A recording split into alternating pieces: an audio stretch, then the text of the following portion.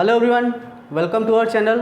तो जैसा कि आप सब जानते हैं कि हम यहाँ पर बीएड सेकेंड सेमेस्टर का जो हमारा सब्जेक्ट है शिक्षा में क्रियात्मक अनुसंधान यानी कि एक्शन रिसर्च इन एजुकेशन, इसके बारे में डिस्कस करते हैं। और ये हमारा यूनिट 3 चल रहा है, यानी यूनिट 3 का ये आज हम दूसरा टॉपिक लिए हुए हैं। यूनिट 3 में हमें पढ़ना क्या है? क्रियात्मक अनुसंधान की प्रक्रिया यानी कि प्रोसीजर ऑफ एक्शन रिसर्च। इसमें पिछली वीडियो में मैंने पढ़ा था कि एक्शन डिजाइन क्या होता है, यानी अनुसंधान अभिकल्प।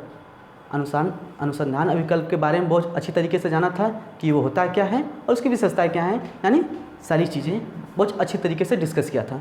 आज हम अब आगे देखते हैं कि क्रियात्मक अनुसंधान के पद क्या हैं और उसका प्रक्रिया क्या होता है। देखिए, जैसे कि मैंने कई वीडियो से बताते हुए आ रहा हूँ कि जो क्रियात्मक अनुसंधान है वो अन्य रिसर्च, अन्य अनुसंधानों से थोड़ा सा हटके है। ठीक है, ये साइंटिफिक है पूरा, तो वह साइंटिफिक है, इसका मतलब इसका रूल रेगुलेशन अलग से बनाया गया है। ठीक, उसका कुछ न कुछ कोई स्टेप है, प्रोसेस है, प्रोसीजर है। हम आज उसी प्रोसीजर, उसी स्टेप्स के बारे में डिस्कस करेंगे। ठीक है, तो देखते हैं कि हमारा क्या है कि क्रियात्मक अनुसंधान के पद और प्रक्रिया यानी steps and procedure of action research, इसके बारे में डिस्कस करेंगे आज। इसमें पहला हमें कि समस्या का पता लगाना यानी आइडेंटिफिकेशन ऑफ प्रॉब्लम्स। सबसे पहले महत्वपूर्ण काम होता है किसी भी एक्शन रिसर्च में, यानी एक्शन रिसर्च में, कि प्रॉब्लम का पता लगाना, समस्या का पता लगाना सबसे बड़ी प्रॉब्लम होती है कि प्रॉब्लम क्या है। समस्या का पता लगाने के लिए मतलब समस्या का पता लगाने के लिए पूरा का पूरा स्टेप दिया गया है कि समस्या, क्योंकि साइंटिफिक है तो ऐसे किसी समस्या को नहीं छूट किया जाता है। तो क्या है कि समस्या का पता लगाना। ठीक, मिल गया समस्या। उसके बाद उसके अंदर क्या है कि समस्या क्यों है। अब इसके बाद देखते हैं कि समस्या क्यों है, ऐसा क्यों हो रहा है, ये समस्या हो क्यों रहा है और इसके संदर्भ में क्या किया जा सकता है, इसके संदर्भ में क्या किया जा सकता है। ठीक, एक आपको एग्जांपल लेके बताता हूँ, रियल लाइफ एग्जांपल, एकदम फ्रेश एग्जांपल है कि मान लीजिए कि मेरे घर के बगल का एक जस्ट अभी एक मामला चल रहा है। क्या कि दो लोगों के बीच में ज़मीन का मामला है। ज़मीन का मामला है, रोड ऐसे निकली हुई है, एक बड़ा ज़मीन का टुकड़ा हुआ है यहाँ से यहाँ तक। आप ऐसे इसको थोड़ा समझिएगा, ये पूरा एक आदमी का है, ये भी है, लेकिन जो एक दादाजी थे और जो दूसरे उनके भाई थे। ठीक, क्योंकि एक जो दादाजी थे वो करते थे सर्विस, तो उन्होंने क्या किया कि अपने दूसरे भाई को सिर्फ इतना ही ज़मीन दिया, इतना ही ज़मीन दे दिया कि तुम सर्विस नहीं करते हो, तुम ले लो क्योंकि तुम्हारा ज़मीन कम है। ठीक, अब ये देखिए, वो लोग दोनों लोग तो चले गए, दोनों बुजुर्ग लोग तो चले गए। अब उसके बाद उनके बेटे लोग एक दूसरे से झगड़ा कर रहे हैं। क्यों? क्योंकि अब इनके हैं 3 बेटे, यहाँ से यहाँ तक 3 हिस्सा लगेगा, तो इन दोनों के पास तो पूरा पूरा मिल रहा है, लेकिन इनके पास तो सामने एकदम सेम रोड के किनारे अच्छा खासा ज़मीन दूसरे का है, और सामने वाला इंसान सोच रहा है कि रोड के किनारे की ज़मीन है अच्छी खासी, इसका मुझे पैसे मिल सकते हैं। भले उनमें वो लोग उसका कोई उपयोग नहीं कर लेंगे, लेकिन बेचकर पैसे ज़रूर प्राप्त कर सकते हैं। अब ये हो गई एक अलग समस्या। अब आपको ये समस्या दे दी गई है, आप आए, आप पंच हैं। ग्रामों में क्या होता है, पंच, सरपंच आते हैं, प्रधान जी आते हैं। प्रधान जी आएंगे, देखेंगे कि समस्या क्यों है, आएंगे देखेंगे भाई समस्या क्यों हो रही है। समस्या इसलिए हो रही है कि पहले क्या था कि पहले परिवार छोटा था, पहले परिवार संकुचित था, तो इतनी ज़रूरत नहीं थी। अब धीरे धीरे परिवार बढ़ा, दादाजी के बेटे उनके बेटे हुए, तो अब वो लोग भी बड़े हुए, तो धीरे धीरे आवश्यकता बढ़ी कि नहीं, घर वहाँ भी बनाना चाहिए। अब तक जहाँ खेत था, खेती होती थी, लेकिन अब घर बनाना चाहिए क्योंकि परिवार बढ़ रहा है भाई, ऑब्वियसली। ठीक, तो पता चला कि समस्या क्यों है। समस्या इसलिए आ रही है कि परिवार बढ़ रहा है, भाई जगह कमी है घर बनाने के लिए। फिर ऐसा क्यों हो रहा है, इसके बारे में ऐसा क्यों हो रहा है कि ये बात क्यों हो रही है, इन दोनों के बीच में डिस्प्यूट किस बात को लेकर है, इसको भी लेकर है। फिर इसके संदर्भ में क्या किया जा सकता है। As a pradhan, as a sarpanch, अब आपको ये सब सोचना है, अब आपको इस बात को सोचना है कि ऐसा क्यों है। देखिए, ये समस्या का पता लगाने के बाद के प्रोसेस हैं। ठीक है, इस बात का ध्यान दीजिएगा। इसके संदर्भ में क्या किया जा सकता है और समस्या का समाधान किस प्रकार से किया जा सकता है। अब प्रधान हैं आप, अब आपको ये करना है कि किस प्रकार से समस्या का समाधान करें कि ये भी मान जाए, ये भी मान जाए। ये लोग अपना घर बनाकर इधर के जितने लोग हैं, मतलब एकदम फुल हैं, अपना अच्छे से जीवन व्यतीत कर रहे हैं। ये जो बीच के लोग हैं, ये लोग को दिक्कत है, क्योंकि ना ये तो पूरी तरीके से बांट सकते हैं अपना खेत, ना तो ये बांट सकते हैं ना ही छोड़ सकते हैं। छोड़ेंगे नहीं क्योंकि प्रॉब्लम हो रही है, बांट नहीं सकते क्योंकि ये सामने आ रहा है। अब पूरा का पूरा एकदम ऐसे 3 भाग लग रहा है, अब इसी में ये जो हिस्सा है यही कांटा बना हुआ है, तो किसी ने एक संतोष करना पड़ेगा। लेकिन क्यों संतोष करेगा भाई? इनके पूर्वजों ने इनको दिया था, इनके पूर्वजों ने इनको दिया था। अब इसी बात को लेकर है, तो as a pradhan, as a sarpanch, ये आपकी जिम्मेदारी है समस्या का आप कैसे निवारण करते हैं, उसको समस्या क्यों है, ऐसा क्यों हो रहा है, इसके संदर्भ में क्या किया जा सकता है और समस्या का समाधान किस प्रकार से किया जा सकता है। ठीक है, ये है रियल लाइफ एग्जाम्पल, कुछ ज़्यादा ही रियल लाइफ हो गया। अगला है कि समस्या का वैज्ञानिक विश्लेषण और अध्ययन उद्देश्यों का चयन। ठीक, अब आए प्रधान जी, आप आएँ, अब आप वैज्ञानिक विश्लेषण करेंगे, अब वैज्ञानिक तरीके से, और अध्ययन उद्देश्यों का चयन। इसका मतलब क्या है कि अब उसके बाद आप इसकी हिस्ट्री चेक करेंगे और कुछ साइंटिफिक एनालिसिस भी करेंगे। और यहाँ पर क्या लिखा है कि अध्ययन उद्देश्यों का चयन, यानी स्टडी ऑब्जेक्टिव। स्टडी ऑब्जेक्टिव का मतलब क्या है कि ज़रूर ये जो मामला है, केस अदालत में चल रही है, तो इसके जितने भी कागज़ हैं सब उठाकर आप देखेंगे कि कहाँ पर क्या दिक्कत हो रही है।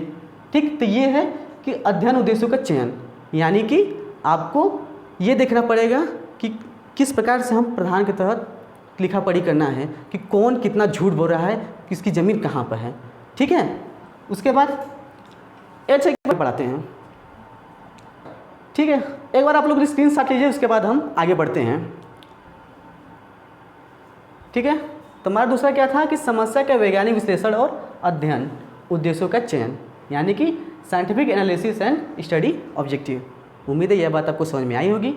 उसके बाद हमारे क्या है तीसरा पॉइंट कि समस्या के संभावित कारणों का विश्लेषण।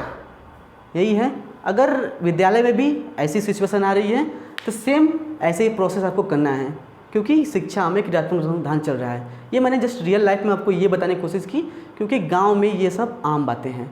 ठीक है, तो इसलिए थोड़ा सा आपके दिमाग में क्लिक भी करेगा, और ऐसी जितनी भी समस्या होंगी विद्यालय से रिलेटेड भी, तो वो भी इसी प्रकार से सॉल्व होगी। जो हमारा प्रोसेस है, स्टेप्स है, भाई स्टेप्स कहीं भी बदलेगा नहीं।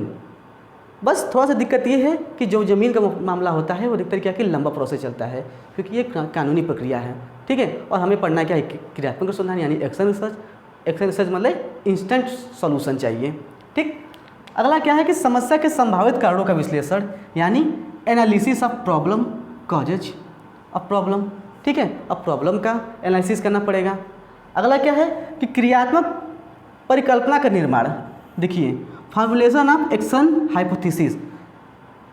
क्रियात्मक परिकल्पना का निर्माण सबसे बेस्ट तरीका है किसी भी प्रॉब्लम को सॉल्व करने का। एक हाइपोथेसिस के तहत आप किसी भी समस्या का समाधान कर रहे हैं, तो वो एक अच्छा तरीका होता है किसी भी प्रॉब्लम को सॉल्व करने के लिए।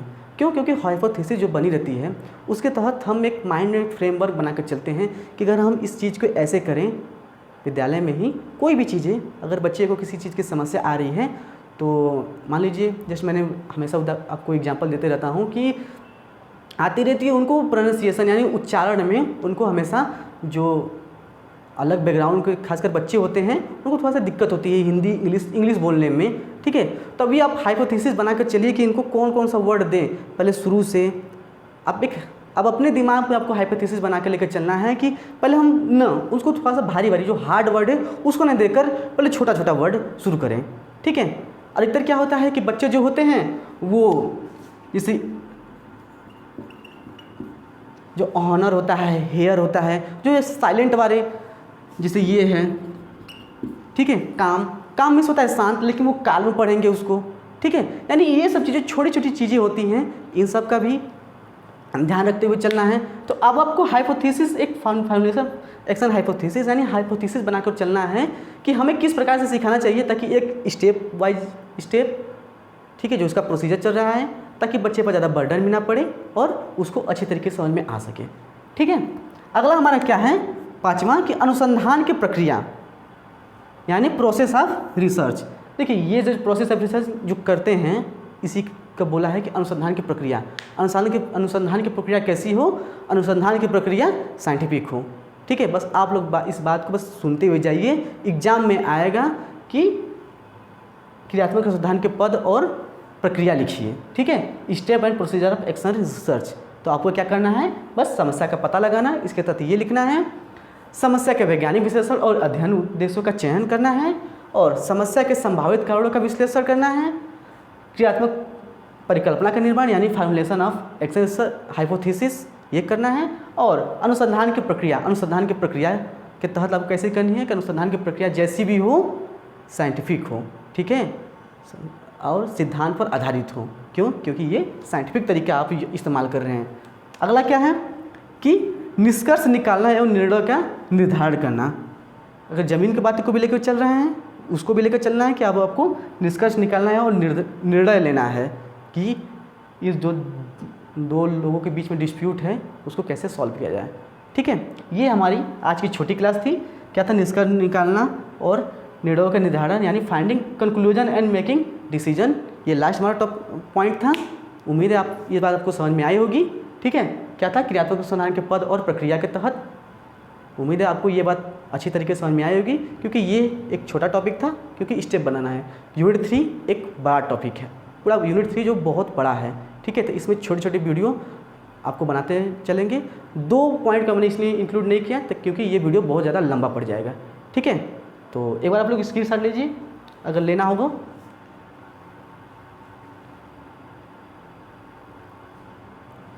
ठीक, उम्मीद है आपको ये बात आज जो पढ़ाए हैं समझ में आई होगी। अगर जो नहीं समझ में आया है आप कमेंट बॉक्स में लिख दीजिए, हम आपका उत्तर देने का पूरा कोशिश करेंगे। ठीक है, मिलते हैं नेक्स्ट वीडियो में, तब तक के लिए थैंक यू।